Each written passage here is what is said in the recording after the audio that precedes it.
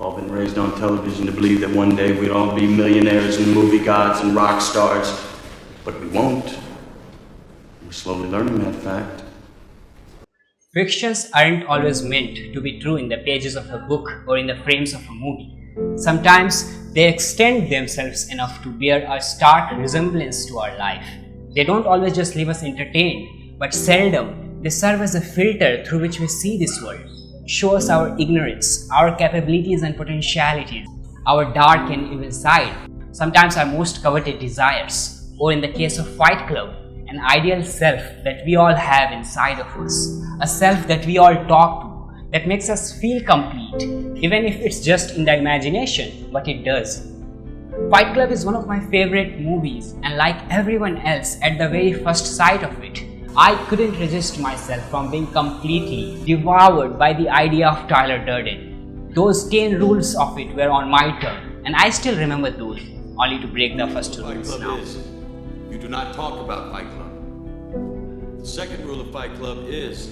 I think Tyler Durden has become a cultural icon for those who lack courage to live their life the way they want to. He is a raft for the ones who are lost in the midst of sea, where every unnecessary bullshit is trying to swallow them 1 minute at a time. Tyler's carefree attitude, his let-it-go approach to life, let the chips fall where they may philosophy, is all we want our life to be. But unlike Tyler, we are socially constricted, emotionally weak, and spiritually deprived. We can only flourish such utopian personhood just in our imagination, because reality is so harsh that we need to think twice to take a single step, let alone becoming a Tyler Durden. In the age of consumerism, brands, status quo, we not just end up craving more and more for material possessions, but these materials end up possessing us. They become our definition instead of redefining them. Instead of following our curiosity and express our own desires, we have reduced ourselves to mere pawns, sacrificing our life for some megalomaniac persons. We are buried so deep in these illusions that getting rid of them is not just an impossibility, but if someone ever gathers the courage to do so, we consider them crazy. And that's why Tyler says that it's not by self-improvement anymore, but by self-destruction that we are to liberate ourselves. It's the greatest moment of your life, man, and you're off somewhere miserable. I am not. It's by complete annihilation of who you are now that might help you peek at who you really are. As long as you keep yourself anchored to expectations and hopes, you're doomed to perish. So losing all hopes is the freedom. And accept the fact that you're not special. You don't hold God's special attention. You're same as every decaying microorganisms. We don't need him. We don't agree. Fuck damnation, man. Fuck redemption. We are God's unwanted children. So be it. We are all born to be lost in obscurity. What's the success of even Steve Jobs in the face of oblivion? What's 70, 80 or even 90 years of life in the face of infinity?